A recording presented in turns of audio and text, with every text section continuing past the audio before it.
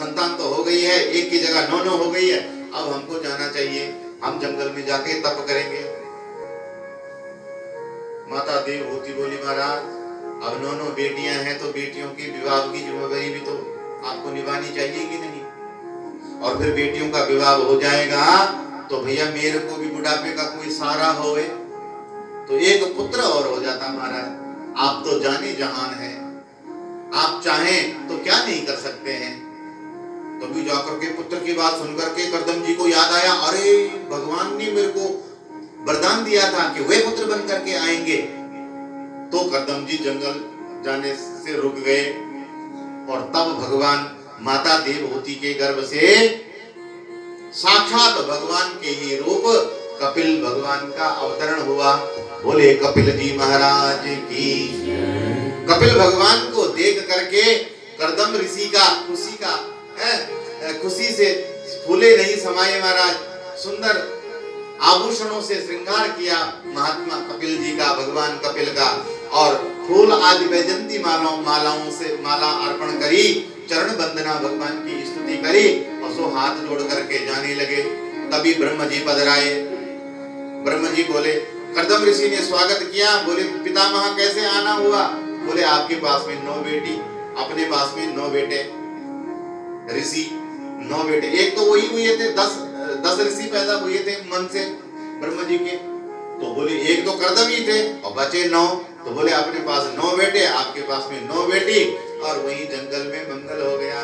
तुरंत करदम जी ने बेटियों का पाणी ग्रहण संस्कार किया और जंगल में चले गए तपस्या करने।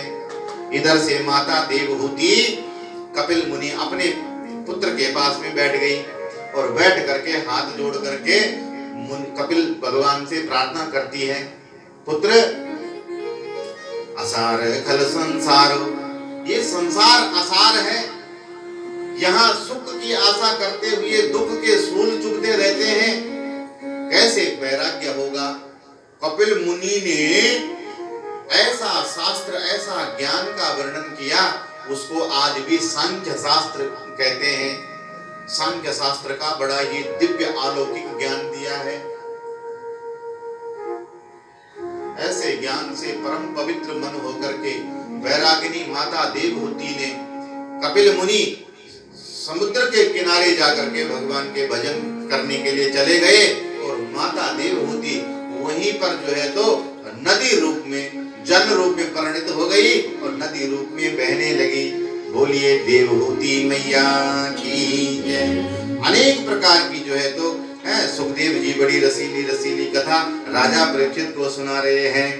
उसके पश्चात जो है तो इस प्रकार देवहूति माता का वर्णन सुनाया, हिरण्याक्ष के वध का वर्णन आपको सुनाया। उसके बाद कपिल मुनि ने अष्टांग आदि योगों का वर्णन करके और निवृत्ति मार्ग को अपनाया। दूसरी पुत्री हुई आकुति, वह रुचि प्रजापति को ब्याही गई। और यद्यपि मनु महाराज के 2 पुत्र भी थे, लेकिन एक पुत्रदा धर्म के अनुसार उसका विवाह हुआ था। और इसमें क्या शर्त होती है कि बेटी हम तुमको ब्याह रहे हैं, लेकिन इसका जो पहला बच्चा होगा वो आपको हमको देना होगा। ये शर्त प्रजापति जी ने ले ली और विवाह हुआ। रुचि प्रजापति ने माता आकुति के साथ में बड़े घनघोर तपस्या करी और साक्षात नारायण ही एक पुत्र कामना के लिए यज्ञ किया और उस यज्ञ में से भगवान यज्ञ नारायण प्रकट हो गए। और माता भगवती लक्ष्मी दक्षिणा के रूप में पैदा हो गई। दक्षिणा और लक्ष्मी एक ही रूप है और यज्ञ नारायण भगवान, तो यज्ञ भगवान का रूप है। और दक्षिणा जो यज्ञ जब होता है ना यज्ञ, तो यज्ञ के अंत में दक्षिणा दी जाती है, वो परम आवश्यकता है। अच्छा एक और नियम सुनना चाहिए, यज्ञ जब, वैसे प्रसंग बस में कह रहा हूं, अन्यथा नहीं लिया जाना चाहिए। जब यज्ञ योग सत्कर्म समापन होवे तो उसके समापन पर ही शीघ्रता के साथ में दक्षिणा कर देनी चाहिए। दक्षिणा में जितना विलंब होता है वह उतनी संख्या में पुण्य खोते जाते हो, उतनी संख्या में वो वृद्धि को प्राप्त होने लग जाती है। और वृद्धि का नियम आप सुनोगे तो हैरान हो जाओगे। कुछ ही घंटों में आपने जो 1000 रुपए देनी थी दक्षिणा, माना 1000 रुपए, वो कुछ ही घंटों के विलंब पर देने से कम लाख रुपए बन जाती है। और फिर देते आप 1000 ही हो, लेकिन वो लाख जो है तो फिर ऋण रह जाता है। इसलिए वर्णन आता है कर्मकांड में कि दक्षिणा शीघ्रता के साथ में ही हो जानी, और दक्षिणा बड़ी पवित्र मना होकर के देना चाहिए, क्योंकि दक्षिणा में ही यज्ञ का साफल्य सफल छुपा हुआ है। क्योंकि यज्ञ नारायण को लक्ष्मी जब तक समर्पित न हो तब तक नारायण भी प्रसन्न नहीं है। इसलिए नारायण को उठा मनु जी को दे दिया, और लक्ष्मी जी और नारायण के साथ में दक्षिणा रूपी उस लक्ष्मी का भी पानी ग्रहण करवा दिया, और इस प्रकार से भगवान को ही लक्ष्मी प्राप्त हो गई। बोलिए लक्ष्मी नारायण भगवान की जय। इस प्रकार से जो है तो माता आकुति का वंश चला। तीसरी, सुखदेव जी कहते हैं राजन, तीसरी पुत्री हुई, और उस पुत्री का नाम था प्रसूति। वह प्रसूति प्रजापति दक्ष को ब्याही गई, और इनकी 16 कन्या जन्म हुआ। 16 पुत्रियां हुई, और सबसे छोटी पुत्री का नाम है भगवती सती। सती भगवान शंकर को ब्याही गई, रुद्र को ब्याही गई। एक बार क्या हुआ, देव सभा लगी हुई थी और भगवान भोलेनाथ भी वहां बैठे हुए थे। मनु महाराज ने अपने दामाद दक्ष जी को प्रजापति का पद में बैठा दिया, प्रजापति बना दिया। और जब से वे प्रजापति बने, होता पता क्या है, हमारे यहाँ एक मंत्र है कि अकुलो अवंसो राजा मूर्ख पुत्रश्च पंडिता निर्धन धन प्राप्नोति तृणतुल्यस्तथैव च। जिस वंश का कोई कभी बड़ी मान प्रतिष्ठा पर पहुंचा न हो, और अचानक कोई पहुंच जाए तो वो महाराज उसके घमंड का तो कुछ कहना क्या। जिसने कभी मूंगफली भी न देखी हो, एकदम स्पेशल क्वालिटी के बादाम के बोरे घर में आ जाए तो उसके अहंकार तो बढ़ता ही है। मानी निर्धन अगर धन अचानक प्राप्त कर देता है, जिसके वंश में कोई विद्वान ना हुआ हो और थोड़ा 4 शब्द अगर कोई जान लेवे तो वो अपने आप को दुनिया का सबसे बड़ा प्रकांड विद्वान कहता है, मानता है। ये सारे लोग ऐसा समझते हैं कि हम ही हैं, बाकी तो तृण तुल्य, तृण के समान है। तो बड़ा होना और बड़ा बनने में बड़ा फर्क है। बन तो कई बार गलती से कोई बड़ा बन जाते हैं लोग, लेकिन बड़ा होते होते कुछ पीढ़ियां बीत जाती है। मन बुद्धि को बड़ा करने के लिए पीढ़ियां लग जाती है, तब जाकर के इंसान बड़ा होता है। इसलिए बच्चों को बहुत अच्छे संस्कार देने चाहिए ताकि बिगड़े ना। दक्ष प्रजापति को जैसा ही पद मिला प्रजापति का, वैसे ही देव सभा रखी, देव सभा में गया। अब बाबा तो राम जी के स्मरण में रमते रहते हैं। शंकर भगवान का तो हमेशा ही जो है तो राम जी के नाम में समाधि लगी रहती है। जैसा ही समय मिला बाबा की समाधि लग गई। इतने में दक्ष प्रवेश करा। सब देवताओं ने उठ करके दक्ष का स्वागत किया। भोले बाबा को तो पता ही नहीं चला कि कब दक्ष आ गए, कब आए कब गए, कुछ पता नहीं है। दक्ष को बड़ा बुरा लगा और इतनी खरी खोटी गालियां वहां पर भगवान भोलेनाथ को सुनाई। अरे देखो तो ये शमशान का वासी, ये शमशान की राख का तो पाउडर लगाता है, अमंगल तो ये स्वरूप धारण करता है, अमंगल स्वरूप सारा धारण करता है। भांग धतूरा खाने वाला, और मुझ जैसे, मुझे तो शर्म आती है इसको अपना दामाद भी बोलने में। मैंने अपनी पुत्री का विवाह इसके साथ न जाने क्या क्या उठपटांग बोला। भगवान भोलेनाथ तो महाराज शांतम शाश्वतम अप्रमेयम अनघम निर्वाण शांति प्रद। भगवान शंकर शांत है, ध्यान में है, और इसने ऐसा देव सभा में श्राप दे दिया और उसी समय दंड देने के उद्देश्य से कहता है, आज के बाद किसी भी यज्ञ में कोई भी, मैं प्रजापति दक्ष घोषणा करता हूं, इस शिव को कोई भाग नहीं दिया जाएगा, किसी भी यज्ञ में शिव की पूजा नहीं होनी चाहिए। और अपने इस वचन को सत्य और साबित करने के लिए सबसे पहला यज्ञ खुद ही करवाया कनखल में, हरिद्वार के पास में दक्ष ने कनखल में यज्ञ कराया है। बड़ा सुंदर भव्य यज्ञ हुआ और जिनको कभी जानता और पहचानता भी नहीं था, ईर्ष्या के मारे उनको भी चिट्ठी लिख लिख करके भेजा, उनको भी बुलाया कि तुम भी आना, तुम भी आना, तुम भी आना। और देवताओं का तो भैया कहना ही क्या, जैसे ही जहां भी मिल जाए वहीं पधार जाते हैं। देवता अपनी देवांगनाओं के साथ साथ में चढ़ चढ़ करके रथों पर आने लगे। दक्ष के यज्ञ में भगवान विष्णु को निमंत्रण गया था, पर गोविंद तो गए नहीं। भगवान तो जाने जहान है, सब जानते हैं कि बाबा बिगड़ गया तो भैया देने के लेने और पड़ जाएंगे, इसलिए गए, आए नहीं। देवता चढ़ चढ़ करके आने लगे। देवी सती कैलाश पर बैठी है और ऊपर से विमान जा रहे हैं। मायका का सुना है, अरे मेरे पिता के घर में यज्ञ हो रहा है। मन दुखी हो गया, मुझे निमंत्रण नहीं मिला, इसलिए घर के शुभ काम में बेटी को जरूर बुलाना चाहिए। बड़ी दुखी होती है। माता रोवे जन्म जन्म भर, बहन रोए ऋतु मासा। अरे जब जब ऋतु और त्योहार पर्व आता है ना, तब तब बहन को जो बुलाता नहीं तो रोती है, याद आती है उसको मायके की कि मुझे इस त्योहार पे जाना था। अनेक प्रकार की उसका भी भाई मन करता है अपने भाई भतीजों से मिलके आवे। किसी को कुछ देने लेने से कुछ फर्क नहीं पड़ता है, बस प्रेम पूर्वक जो है तो दो शब्द बोल करके प्रेम पूर्वक नमक के साथ में घर में बिठा करके रोटी खिला दो, घर भी पवित्र हो जाता है और वह आशीर्वाद भी देती है, प्रेम भी बना रहता है। देखा पिता ने यज्ञ किया, मुझे नहीं बुलाया है, सब बहिनी रथ में बैठ बैठ करके जा रही है। नहीं मन माना तो बाबा को मनाने लगी, हे भोलेनाथ मैंने सुना है कि आप बड़े भोले भाले हैं, तो महाराज आज मेरी एक बात मानो, चलो ना। नहीं बुलाया तो क्या हुआ, बड़े बड़ाई ना करे और बड़े न बोले बोल।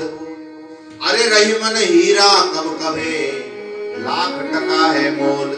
हीरा थोड़ी बोलता है कि मैं लाखों का हूं, ये तो जौहर ही बताता है कि भैया ये लाखों का है। हीरा को कोई फर्क नहीं पड़ता इस बात से।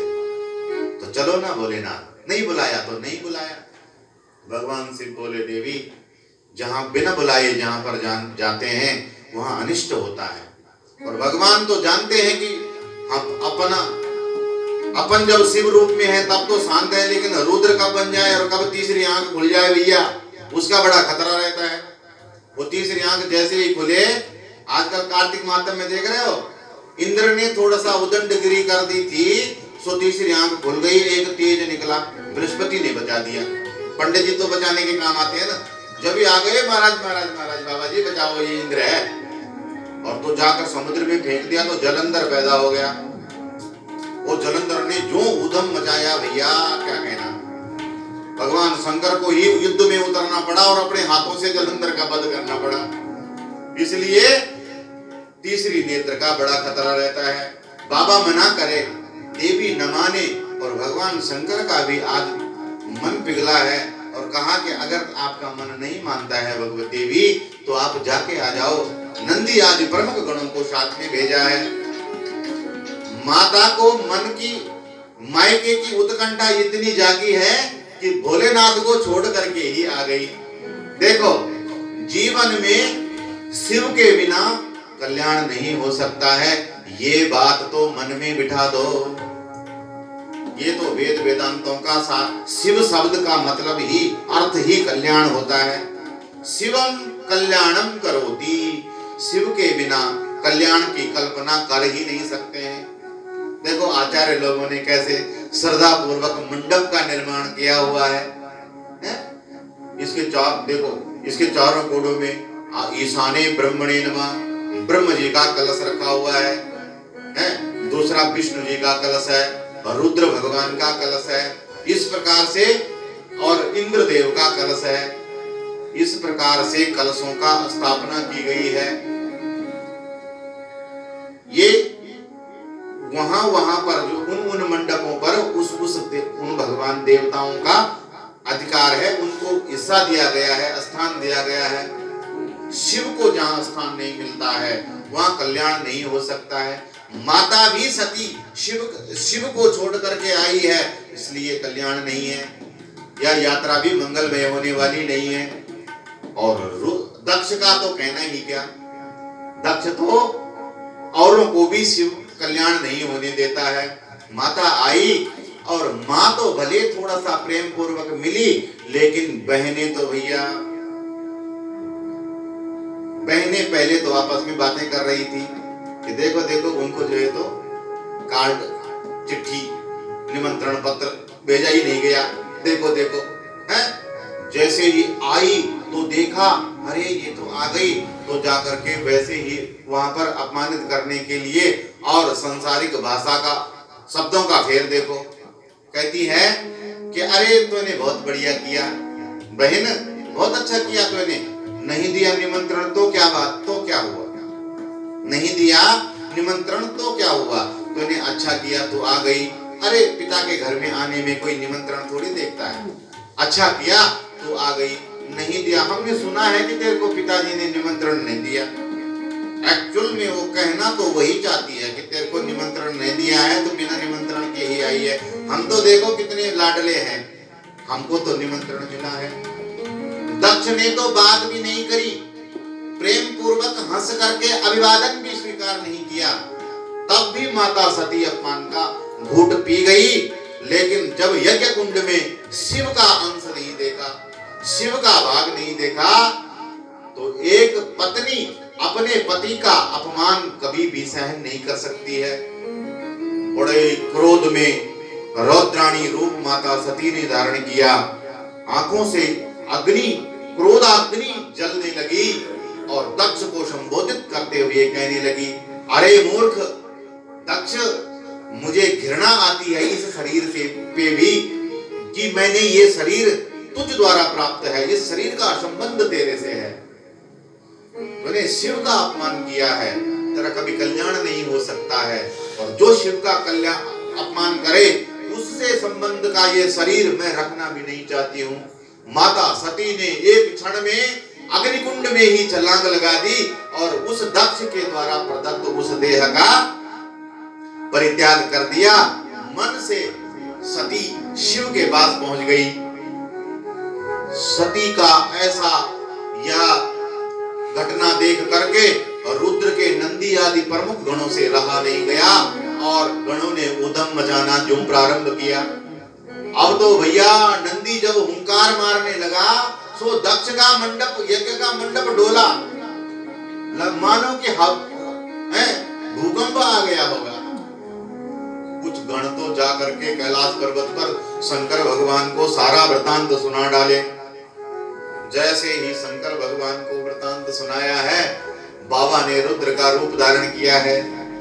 आज भगवान ने ऐसा विशाल रूप धारण किया है और हिमालय पर्वत, आपने हरिद्वार देखा है, हरिद्वार के ऊपर आपने नीलकंठ बाबा भगवान देखे और वही है ऊपर कैलाश पर्वत, हिमालय की उच्च चोटियां, केदार बाबा बैठता है कैलाश की तलहटी में। कैलाश के पर्वत पर भगवान भोलेनाथ जटा फिंकार करके खड़े हो गए, मानो कि देवी देवता सब थर-थर कांपने लग गए। भगवान विष्णु भी डोलने लगे, शेषनाग की सैया। अरे बाबा जी अभी तो सृष्टि शुरू ही हुई है, कहीं प्रलय तो नहीं करने वाले हैं। यूं तो भगवान विष्णु की सोच में पड़ गए। अरे भोले बाबा का कोई भरोसा थोड़ी है, कब बाबा की भ्रुकुटी टेढ़ी हो जाए और कब तांडव कर दे। जो जटा फैलाई है, क्रोध के मारे भगवान ने अपनी जटा से एक जटा तोड़ी और उस जटा को धरती में जाकर के पटका और वो जटा कैलाश पर्वत से जब पटकी तो ऋषिकेश में है, गंगा के किनारे वीरभद्र नाम के स्थान पर पटकी और वहां से एक दूसरा रुद्र के ही सदृश एक गण पैदा हो गया, प्रकट हो गया, जो दिखने में रुद्र ही दिखता था, शंकर भगवान के जैसा ही दिखता था। आज भी वहां पर वीरभद्र भगवान का सिद्ध पीठ मंदिर है ऋषिकेश में। वीरभद्र भगवान वहां पर प्रकट हुए और असंख्य गणों के साथ में, असंख्य गण है रुद्र के, डाकनी, शाकनी, पिचासनी, भूत प्रेत की सेना लेकर के महाराज वीरभद्र ने ऋषिकेश से हरिद्वार कंखल की तरफ दौड़ लगाई है। जैसे ही दौड़ लगाई है, आसमान में धूल का बादल उठने लगा, कंखल पहुंचे। दक्ष के यज्ञ में वीरभद्र ने प्रवेश किया और सारे यज्ञ कुंड का गणों ने तहस नहस करके वो कर दिया। पूसा का तो वीरभद्र ने गणों ने पकड़ा और दांत तोड़ दिया, और महाराज भृगु की तो दाढ़ी पकड़ी और दाढ़ी ही उखाड़ करके खींच करके उखाड़ डाली, और अंत में दक्ष प्रजापति को ही पकड़ा और पकड़ करके उसका सिर धड़ से अलग, मुंडी पकड़ करके हवन कुंड में स्वाहा खंड भंड कर दिया। सारा यज्ञ विध्वंस हो गया वीरभद्र का। और जब रुद्र के गण इधर से भगवान देवी देवता दौड़े दौड़े शंकर भगवान के पास में गए और जाकर के प्रार्थना करने लगे, हे भोलेनाथ हमारी रक्षा करो। अरे आपके गण आज प्रलय मचा देंगे, इनको किसी तरह से मना करके भगवान भोलेनाथ आए और आकर के दक्ष की यज्ञ की रक्षा करने लगे। तब देवताओं ने निमंत्रणा करी, महाराज इस दक्ष से अपराध हो गया, लेकिन यज्ञ की मर्यादा रखनी चाहिए, नहीं तो जन्मांतरों तक यज्ञ की मर्यादा बंद हो जाएगी। आप दक्ष के यज्ञ की रक्षा करें।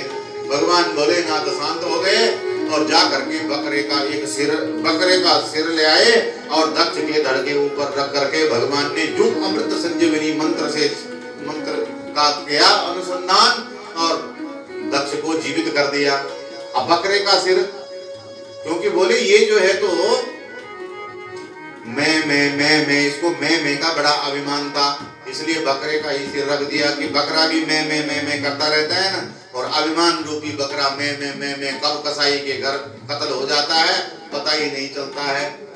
तब जाकर के बकरे के रूप में जब दक्ष ने अपने आप को पुनर्जीवित जाना देख पाया तो भगवान भोलेनाथ की प्रार्थना करने, स्तुति गाने लग गया। अब मन से तो उद्गार निकल रहे हैं स्तुति के, लेकिन मुंह तो बकरे का है, इसलिए बकरे के मुंह के द्वारा तो भैया अबड़ंग सबड़ंग शब्द ही निकल रहे हैं। इसलिए भगवान शंकर को ऐसे सुनाई दिया कि बुम बुम बुम बुम बुम बुम बुम बुम ऐसे शब्द।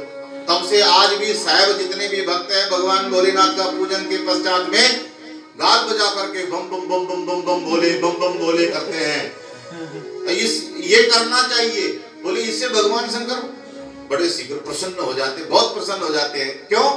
क्योंकि बोले जैसे ही भक्त बम बम बोले सोई भोले बाबा को अपने ससुर जी याद आ जाते हैं, और वो लीला याद करके बड़े प्रसन्न होते थे कि अरे भैया वो भी बड़ा एक घटना हुई थी उस समय में। भगवान भोलेनाथ बड़े खुश हो जाते हैं कि हाँ भैया मेरे ससुर ने भी उस समय ऐसे ही किया था। तब जाकर के दक्ष का यज्ञ का स्मरण किया है, और अब भोलेनाथ अपने गणों के साथ में माता सती राजा हिमांचल की पुत्री के रूप में माता नैना देवी के गर्भ से पार्वती के रूप में जन्म लेती है, और फिर शिव के को वर्ण करने के लिए तपस्या करती है, और पुनः भगवान शंकर को ही प्राप्त कर देती है। शंकर सती का, शिव गौरी का तो जन्म जन्मांतरों से एक ही मत है और कभी भी बिछुड़ते नहीं हैं। ये तो लीला संवर्धन करते हैं। इस प्रकार से अब शंकर भगवान जो है तो कैलाश पर्वत पर जा रहे हैं। भोलेनाथ विराजमान होने लगे। 33 करोड़ देवता आसमान से पुष्प की वृष्टि कर रहे हैं, और भगवान भोलेनाथ जो है तो सने सने हरिद्वार से कैलाश पर्वत पर विराजमान हो रहे हैं। कैलाश के निवासी नमो बार बार हो, नमो बार बार हो, आयो शरण तिहारी भोले तार तार तो। कैलाश के निवासी नमो बार बार, शंकर भगवान की बार हूँ। आयो शरण तिहारी प्रभु तार तार तो, आयो शरण तिहारी प्रभु तार तार तो। कैलाश के निवासी नमो बार बार हो, नमो बार बार हो। आयो शरण तिहारी भोले तार तार तो, आयो शरण तिहारी भोले जय भोले। कैलाश के निवासी नमो बार बार हूँ, बार बार हूँ। आयो शरण तिहारी प्रभु तार तार तो, आयो शरण तिहारी प्रभु तार तार तो। कभी शिव तूने निराश ना किया भक्तों को, कभी शिव तूने निराश ना किया भक्तों को, कभी शिव तूने निराश ना किया भक्तों को, कभी शिव तूने निराश ना किया। मांगा जिसे जो चाहा वरदान दे दिया, मांगा जिसे जो चाह वरदान दे दिया, मांगा जिसे जो चाहा वरदान दे दिया। मांगा जिसे जो चाह वरदान दे दिया। बड़ा है तेरा दायरा बड़ा महान तू, बड़ा दातार दायरा बड़ा महान तू, बड़ा दातार तू। आयो शरण तिहारी भोले तार तार तू, आयो शरण तिहारी प्रभु तार तार तू। कैलाश के निवासी नमो बार बार हो, नमो बार बार हो। आयो शरण तिहारी भोले तार तार तू, कैलाश के निवासी नमो बार बार हूँ, बार बार हूँ। आयो शरण तिहारी प्रभु तार तार तो, आयो शरण तिहारी प्रभु तार तार तो।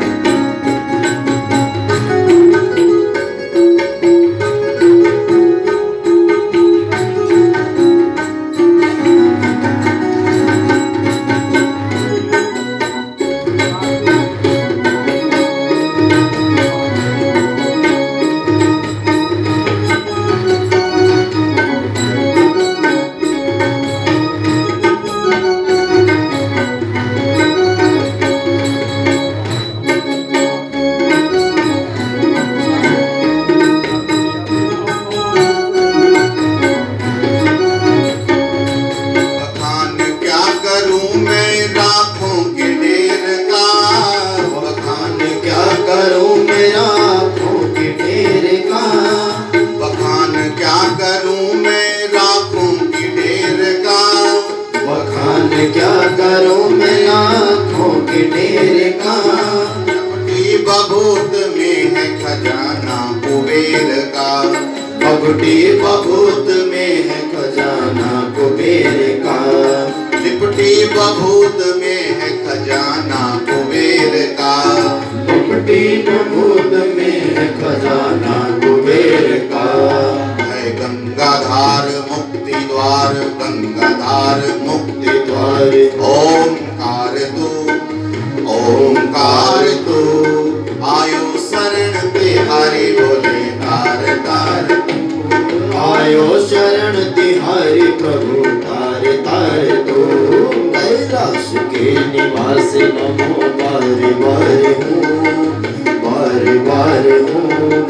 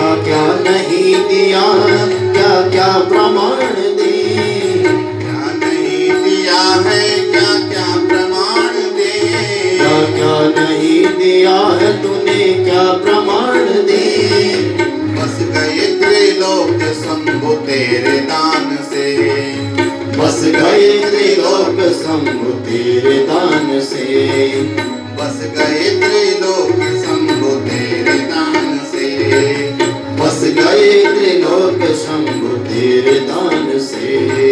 जहर पिया जीवन दिया हो, जहर पिया जीवन दिया, जहर पिया जीवन दिया, जहर पिया जीवन दिया, जहर पिया जीवन दिया, जहर पिया जीवन दिया। इतना उदार तू, इतना उदार तू, आयो शरण तिहारी बाबा तार तार तू, आयो शरण तिहारी प्रभु तार तार तू।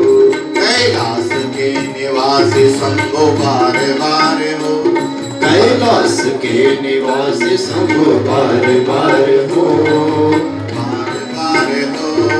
आयो शरण तिहारी बोले तार तार तू, आयो शरण तिहारी प्रभु तार तार तू।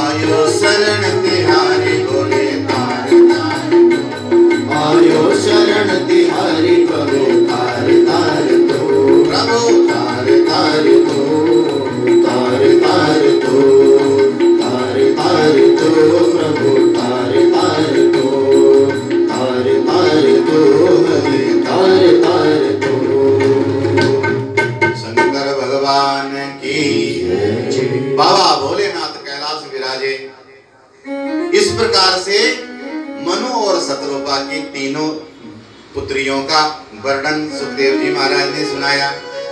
अब मनु और शत्रुपा के दो बेटा हुए थे। एक बेटे का नाम है उत्तानुपात। उत्तानुपात की दो पत्नी हुई। एक पत्नी का नाम है सुमति और दूसरी पत्नी का नाम है सुरुचि। पहले तो एक पत्नी थी, वह थी सुनीति। अब सुनीति से उत्तानुपात जी का अधिक प्रेम नहीं हुआ, इसलिए एक दूसरी पत्नी हुई, उसका नाम हो गया सुरुचि। उत्तानुपात कौन पता है आपको? वो तो थे ही थे, लेकिन प्रत्येक जो मनुष्य है वह भी उत्तानुपात ही है। उत्तानुपात मतलब उल्टे पैर जो होता है। अब बताओ किसका जन्म, कौन कौन बच्चा सीधा होता है पैदा? मनुष्य, कोई मनुष्य सीधा पैदा होता है क्या? ऊपर उत्तानुपात, ऊपर पैर और नीचे सिर।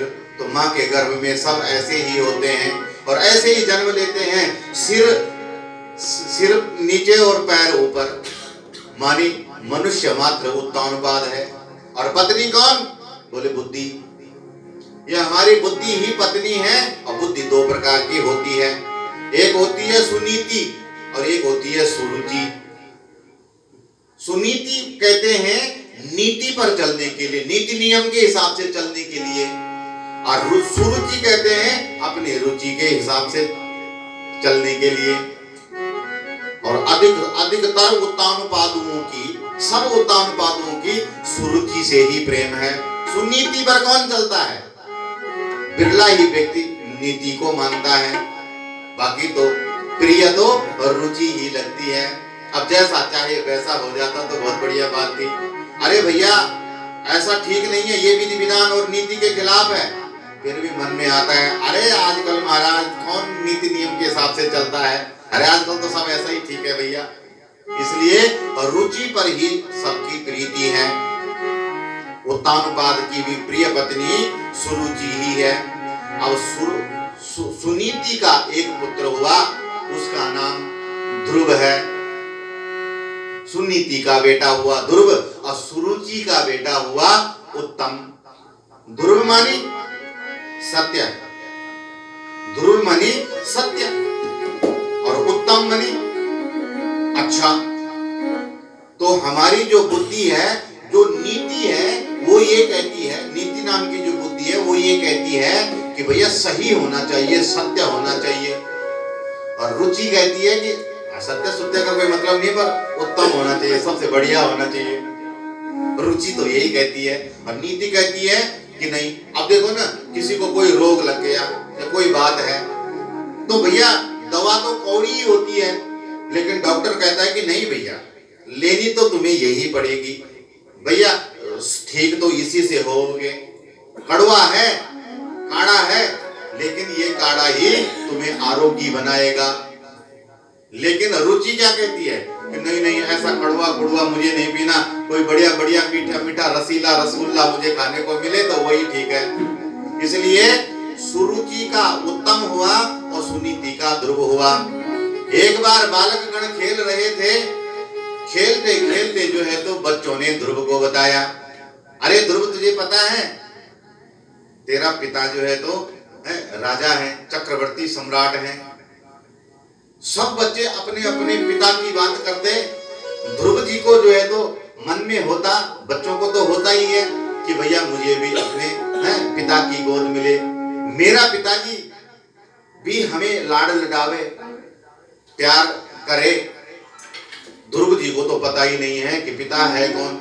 इसलिए वो क्या करते हैं, एक बार जो है तो बच्चों ने बताया कि अरे ध्रुव तेरे पिता तो उत्तानपाद महाराज चक्रवर्ती सम्राट हैं। ये जब ध्रुव को जाना तो खुशी का ठिकाना नहीं रहा और जाकर के जो है तो अपने पिता राज दरबार में जाकर के राजा के पास में गए, उत्तानपाद जी के पास में गए। पिता ने एक झलक में जब पुत्र को देखा अपने बेटे का, तो पुत्र मोह में और अपने पुत्र को प्रेम विवश होकर के गोदी में उठा लिया और राजगद्दी पर बैठे बैठे अपनी गोदी में बिठा दिया। जैसे ही बिठा करके लाड लड़ा रहे थे, माता सुरुचि ने देख लिया, क्योंकि माता सुनीति है जो वो राज दरबार में नहीं रहती हैं, वो तो नगर के बाहर, नगर राज दरबार से बाहर एक कुटिया में जाकर के रहती है। क्योंकि नीति कहाँ प्रिय है साहब, किसी को रुचि ही प्रिय है। इसलिए वही जैसे ही माता सुरुचि ने देखी, तुरंत आई और आकर के हाथ पकड़ करके गद्दी से तुरंत उतार दिया और डांट फटका करके बोला कि इस गद्दी का अधिकारी तो मेरा ये पुत्र उत्तम है। अगर इस गद्दी पर बैठने का शौक है, इस राज दरबार राज गद्दी पर बैठना चाहते हो, तो उसके लिए तुम्हें मेरे पेट से जन्म लेना होगा, मेरे गर्भ से जन्म लेना होगा, तब जाकर के इस गद्दी का अधिकार मिल सकता है। क्योंकि मैं ही हूं महारानी और महाराज की प्रिय पत्नी। इसलिए भैया, और ऐसा अब संभव नहीं है, ऐसा तो किसी जन्म में भगवान नारायण ही संभव कर सकते हैं। इसलिए जा भगवान की स्तुति कर और भगवान से प्रार्थना कर, तब जाकर भगवान की स्तुति कर जाकर के। बालक को बड़ा बुरा लगा और आकर के अपनी माँ के पास में आया। माँ रुदन करता हुआ माँ ने पूछा क्या हुआ? बोले ऐसा ऐसा। माँ ने एक बार भी जो है तो सुरुचि देवी के लिए, बहन अपनी सुरुचि माता के लिए एक बार भी अपशब्द नहीं कहा है। अपितु अवसर जाना और सही संस्कार बच्चे को देना चाहा। माता सुनीति कहती है कि बेटा तुम बुरा क्यों मानते हो? क्या बुरा, क्या गलत कहा है तेरी माता ने? माता सुरुचि ने कुछ गलत थोड़ी कहा है। अरे भैया, भगवान नारायण की ही प्रार्थना करनी चाहिए, भगवान को ही पाने के लिए मनुष्य जन्म मिलता है। और बेटा, राजगद्दी राज प्रसाद तो भगवान की ही कृपा के बिना मिल नहीं सकता है। इसलिए ठीक ही कहा है उस सुरुचि ने कि अगर तुझे राजगद्दी पर बैठना है तो तुझे भगवान की ही प्रार्थना करनी, भगवान की ही तपस्या करनी पड़ेगी। उस बालक के मन पर छाप पड़ गई इस बात की, और छोटा सा नन्हा 5 वर्ष का ध्रुव भगवान को खोजने के लिए भगवान की खोज में निकल पड़ा। निकलते निकलते यमुना तट पर आया है, और यमुना तट पर जो है तो आया, छोटा सा बालक है, संध्या का समय हो गया, कहां जाएं? योग यज्ञ जप तप तपस्या कैसी होती है, ज्ञान कुछ है नहीं बालक को अभी। इतने में नारद जी आए। अब नारद जी के बिना तो भैया ध्रुवमपि निज लोकम सर्वथागम विहाया, नारद जी के बिना ध्रुव लोक कैसे प्राप्त हो जाएगा? इसलिए गुरुजी बता रहे, नारद जी ने बालक की मनसा देखी तो पहले तो डराया। अरे बेटा, जंगलों में ऐसे ऐसे हिंसक पशु रहते हैं। अरे माँ बाप बच्चों को डांटते रहते हैं तो इतना थोड़ी बुरा बच्चा मानता है, और तुमने तो दिल को ही लगा दी और तुम चले भगवान को। अरे असंख्य संत वहाँ जंगल में जाकर के तप कर रहे हैं, और उनको अभी तक भगवान ने दर्शन तक नहीं दिए, और तुम चले भगवान को, तुम छोटे से बालक को। ध्रुव जी बोले, गुरु जी ये सब प्रवचन सुनने का समय नहीं है मेरे पास, मुझे ज्यादा प्रवचन नहीं सुनना है गुरु जी, बस ये बताओ भगवान कैसे मिलेंगे, बस हमें और कुछ नहीं चाहिए। नारद जी कई प्रकार के रास्ते दर्शाते हैं, और ध्रुव कहते हैं मैं रास्तों से भटकना नहीं चाहता, मुझे रास्ता तो चाहिए ही नहीं, मुझे तो केवल हरि चाहिए। अब आप ये बताओ गुरुजी, प्रत्येक प्राणी मात्र को अपने अपने गुरु जी से, माफ करना, पर अपने अपने गुरु से एक ही आस रखनी चाहिए, बस एक ही आस। अनेक प्रकार की आस रखी तो हमारी गुरु भक्ति भी व्यर्थ ही चली जाएगी।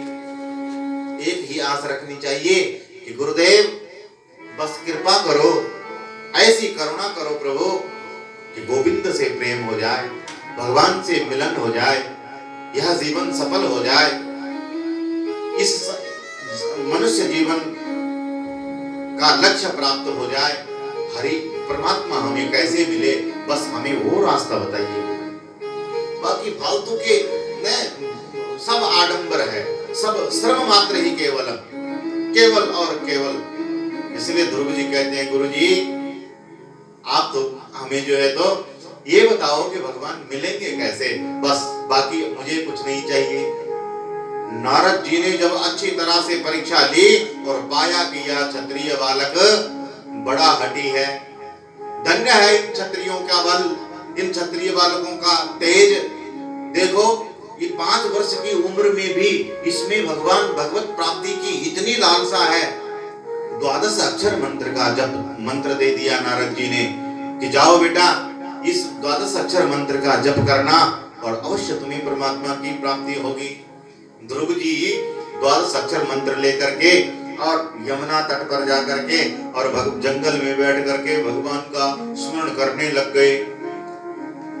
पहले महीने में तपस्या करते वक्त कपित जम्बो फल चारु भक्षणम, कपित और कपित फलों का भक्षण करते, यमुना जी का नीर पीते और भगवान का निमंत्रण, मानो कि अपनी तपस्या में गणेश जी का भी श्री गणेश किया है। कपित जम्बो फल चारु भक्षणम। आगे चल करके तो महाराज फल भी छोड़ दिए। ऐसी अखंड समाधि लग गई बालक की ध्रुव की कि फल भी छोड़ दिए, केवल जल पीता है, पेड़ आदियों के पत्ते आदि खा लेता है। आगे चल के पत्ते भी छोड़ दिए, जल भी छोड़ दिया। जब भगवान नहीं मिले तो सांस लेनी बंद कर दी। बांके बिहारी की छवि अपने हृदय में बसा ली, भगवान की, नारायण की, और सांस लेनी भी बंद कर दी। जो बालक ध्रुव की सांस लेनी बंद करी, सो ही त्रिलोकी के जीवों की सांस बंद हुई। छटपटाने लगे सारा चराचर जगत। देवता भागे भागे नारायण के पास में गए, प्रभु हवा किसने रोक ली, सांस नहीं आ रहा। बोले क्या हुआ, सांस नहीं आ रहा महाराज। बोले सांस इसलिए नहीं आ रहा है कि नहम बसामि वैकुंठ योगी नाम हृदये नहीं मद भक्तम यत्र गायन्ति तत्र तिष्ठामि नारदाः। नारद जी को वचन देते हैं भगवान के, न मैं वैकुंठ में और न मैं योगियों के हृदय में, मैं तो मेरा भक्त जहां मेरा स्मरण कर देता है वहीं उपस्थित हो जाता हूँ। अरे बोले मेरा भक्त ध्रुव ने अखंड समाधि लगा दी है, उसके हृदय में मैं बसता हूँ और उसने सांस लेनी बंद कर दी है, मुझसे ही चराचर जगत की सांसें चलती है। अब मैं उसके हृदय में कैद हो गया तो तड़पे हुए तो है ही भाई, सांस कैसे लोगे। भगवान तुरंत आकर के बालक ध्रुव के पास में आ गए और बालक ध्रुव के पास में आकर के कहने लगे कि परम ब्रूही मैं आ गया, लेकिन बालक ध्रुव तो जो है तो आंख ही नहीं खोलता है, आंखें नहीं खोल रहा। क्यों? क्योंकि उसको तो अंदर जो छवि छपी है उसी के दर्शन में निमग्न होकर के जाकर के उसी के दर्शन में आनंदित होकर के समाधिस्थ है। भगवान ने जाना ये तब तक आंख नहीं खोलेगा, ये तो मेरे दर्शन अंदर ही कर रहा है, अपना वह स्वरूप खींच लिया।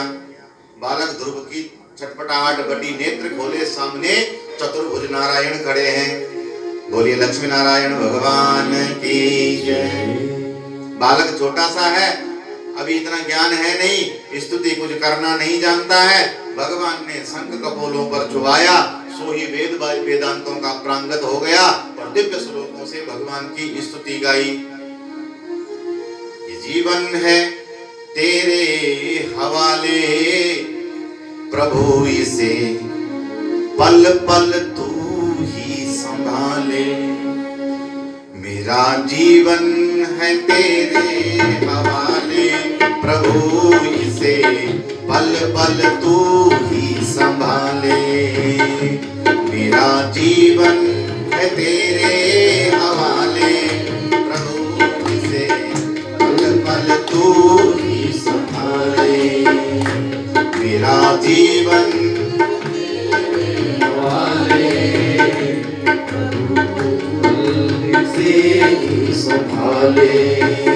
मोह माया के बंधन तोड़ो, मोह माया के बंधन तोड़ो। हे प्रभु अपनी शरण में ले लो, हे प्रभु अपनी शरण में ले लो।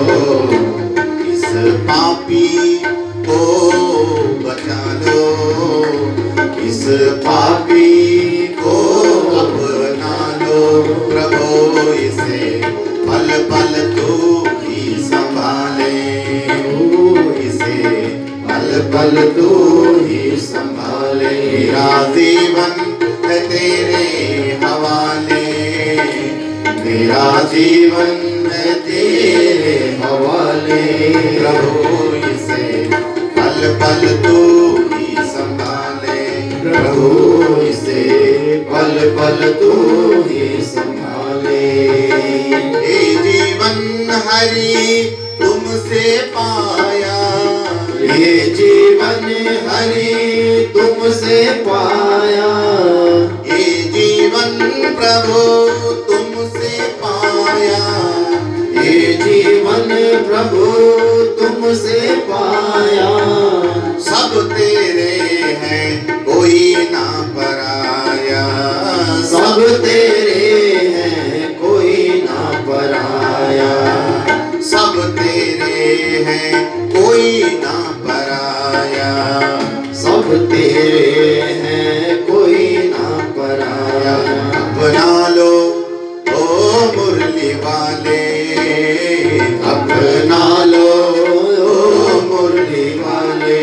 प्रभु इसे हर पल तू ही संभाले। प्रभु जी कभी हर पल तू ही संभाले। मेरा जीवन है तेरे हवाले, मेरा जीवन है तेरे हवाले। हरि जी से पल पल तू ही संभाले। प्रभु जी से पल पल तू ही संभाले। सुंदर भाव गुरु जी महाराज का। भगवान ये जीवन आपको आपसे ही मिला है और आप ही इसके पालनहार है। आप संभालो तो ही जीव संभल सकता है।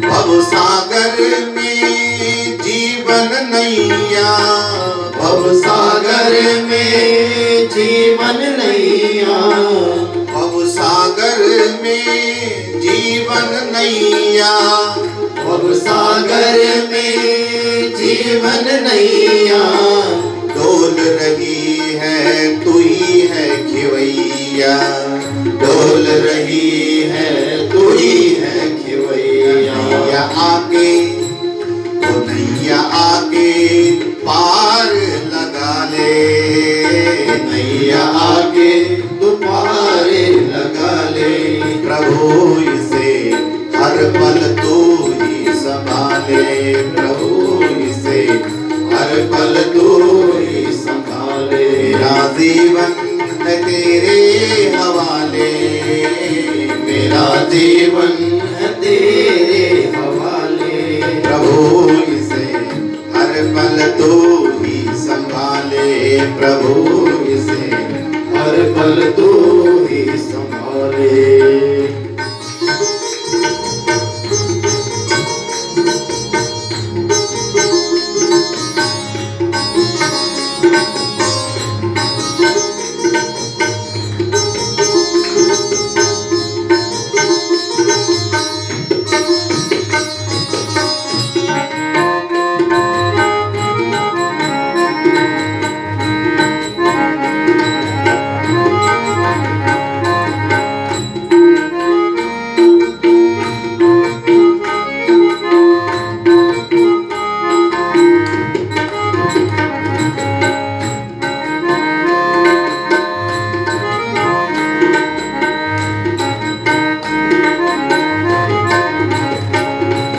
गोविंद गोविंद गाइए रे, गोविंद गोविंद गाए रे, भजो राधा गोपाल कृष्ण गाइए, भजो राधा गोपाल कृष्ण गाए।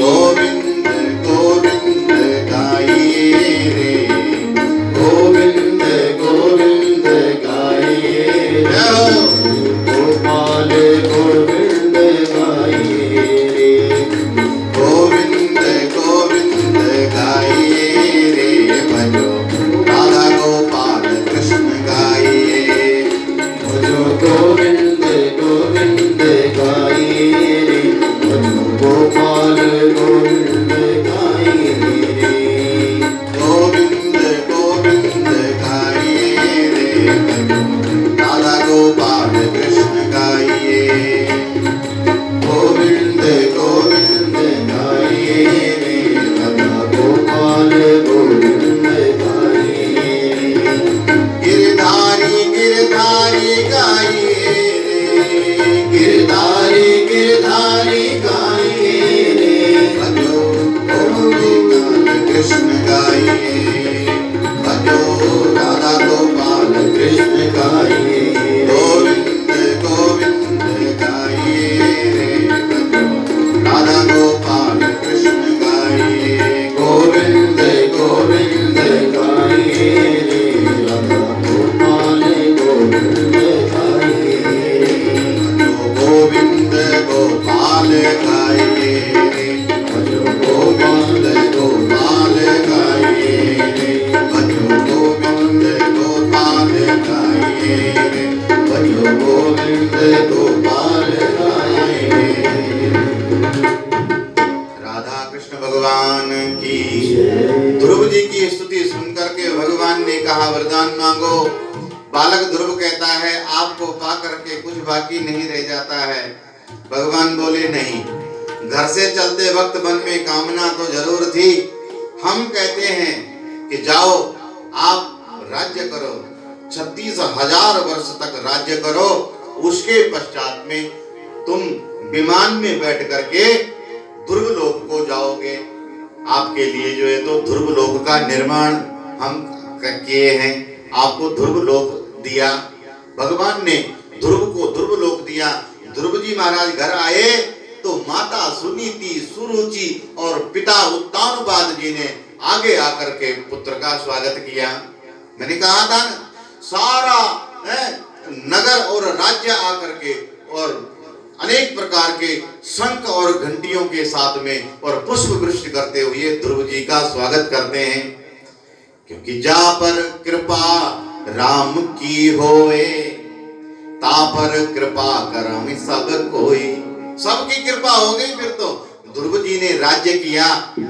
एक बार राज्य करते हुए ध्रुव जी के भाई उत्तम जंगलों में, यक्षों के जंगलों में चले गए और कुबेर की सेना के साथ में लड़ाई हो गई। युद्ध हुआ तो यक्षों के द्वारा उत्तम मारा गया। ध्रुव जी महाराज को बड़ा क्रोध हुआ और जाकर के युद्ध किया। ऐसा भयानक युद्ध किया कि मनु महाराज को उपस्थित होना पड़ा। जाकर के फिर समझाया, तब जाकर के समझाया कि ध्रुव जी आप भगवत कृपा का कवच लेकर के, कवच आपके पास में है, इसलिए आपको परास्त करना कोई परास्त नहीं कर सकता है। लेकिन आपका जो भगवत भक्ति का मार्ग है यह युद्ध का मार्ग नहीं है। ऐसा समझ करके ध्रुव जी आवे, 36,000 वर्षों तक राज्य किया और उसके पश्चात जाने लगे। मृत्यु सामने आ गई और मृत्यु ने अपना मस्तिष्क झुका करके ध्रुव जी के सामने रखा कि महाराज विमान पर चढ़ने से पहले हमारे मस्तिष्क को भी पवित्र कीजिए। सुना होगा आपने कि मृत्यु पर विजय प्राप्त करनी है। भागवत जी का क्या उद्देश्य है? मृत्यु पर विजय प्राप्त करना। अब आप सोचेंगे कि मृत्यु पर विजय प्राप्त मतलब मरेंगे नहीं भैया, इसे कहते हैं मृत्यु पर विजय प्राप्त, जो ध्रुव जी महाराज ने करी थी। मृत्यु सामने आई और अपना मस्तिष्क झुकाया और कहा कि हमारे मस्तिष्क को भी धन्य करो भक्त जी। इस लोक से जाने से पहले हमारा थोड़ा सा स्पर्श करना ही होता है, ये नियम है, ये मृत्यु लोक है।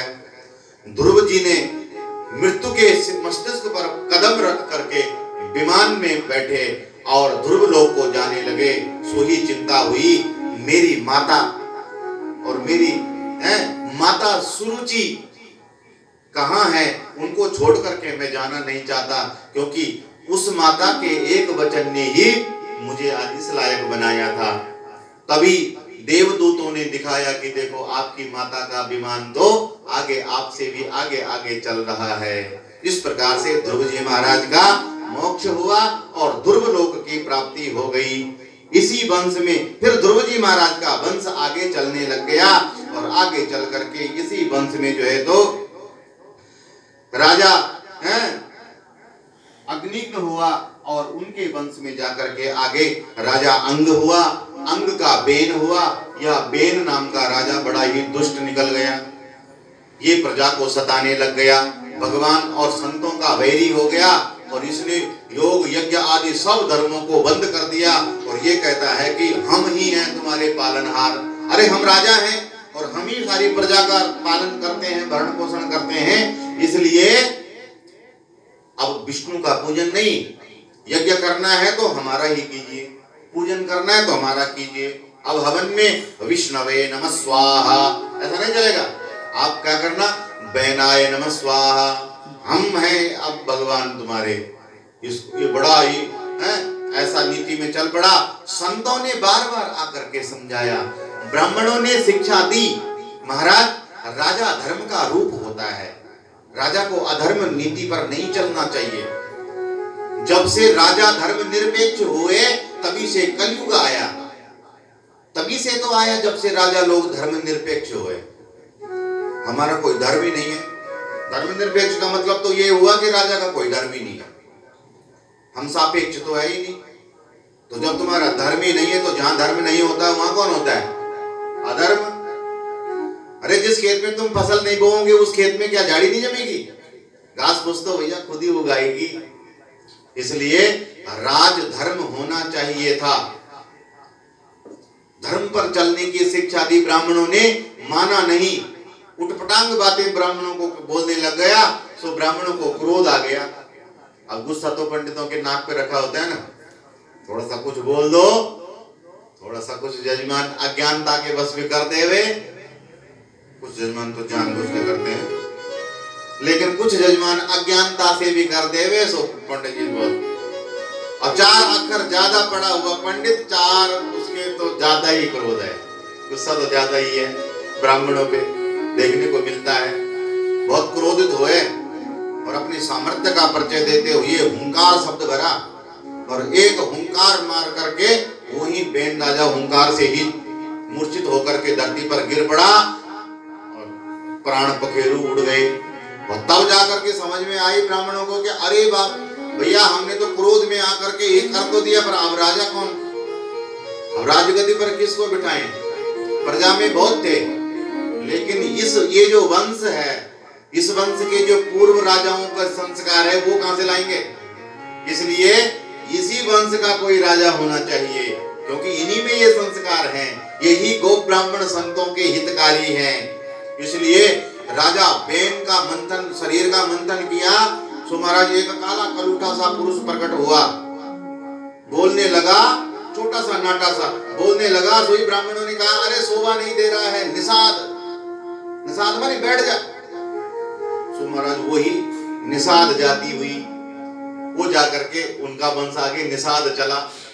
अब की बार फिर भुजाओं का मंथन किया और भुजा से साक्षात भगवान विष्णु का अंश अवतार ही पृथु महाराज जी प्रकट हो गए। बोलिए पृथु महाराज की। पृथु महाराज ने जो धर्म की स्थापना करी, बेन के राज्य में पाप के चलते धरती माता ने सारे औषधीय गुण अपने आप में की। धरती के ऊपर जब पाप होता है तो धरती अपने गुण औषधियां सब छुपा लेती है। जो गौ माता 1 लीटर दूध देती होगी, उससे तुम प्यार प्रेम से ममता भाव से उसका सेवा करो, 2 लीटर 3 लीटर देने लग जाएगी कि मेरा बच्चा है, अपना वात्सल्य भाव से देने लगेगी। और जो गौ माता 10 लीटर देती होगी और तुम पशुवत व्यवहार करो उसके साथ में, तो सारा औषधि छुपा देगी। और जो देगी भी, और पापी और अत्याचारी लोग टीका इंजेक्शन और दवाइयों का प्रयोग करके लेंगे भी, तो भैया पानी वो छोड़ेगी, अमृत, जो अमृत रस है ना, उसको छुपा देगी। और फिर उस दुग्ध पान से कोई लाभ नहीं होने वाला है। गौ तो देव माता है, गौ तो बुद्धिमता है, गौ की सेवा करता है भक्त। गौ बोले जंगल में चरने जाती है और जानती है कि मेरे भक्त को है, मेरे वत्स को, बच्चे को क्या बीमारी चल रही है, गौ माता महसूस करती है। आप गौ की सेवा करो तो गौ जानती है कि आज इसकी तबीयत क्या खराब है, इसको क्या रोग हो रहा है। ऐसी जड़ी बूटी चर के आती है जंगल से, और उस दुग्ध का पान भी इसी करके तो प्राचीन भारत में बीमारियां नहीं थी।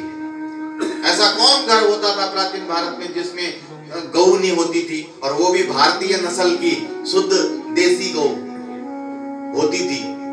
और गौ ग्वाले चरवाहे चरा करके लाते और गौ माता का अमृत पान करते, घर पवित्र रहता। स्वामी विवेकानंद ने विदेशों में जाकर के कहा था, अनेक प्रकार के सम्मेलन हुए और अपने अपने भगवानों की जब व्याख्या करने लगे तो गर्व के साथ में विवेकानंद जी ने अपने संस्कृति का परिचय देते हुए कहा था कि अरे तुम ऐसे ऐसे भगवानों का परिचय करा रहे हो, हम तो ऐसे ऐसे भगवानों को हमारे घर में खूंटे में बांध के रखते हैं। वो बोले खूंटे में बांधते भगवान को? बोले हाँ। बोले कौन?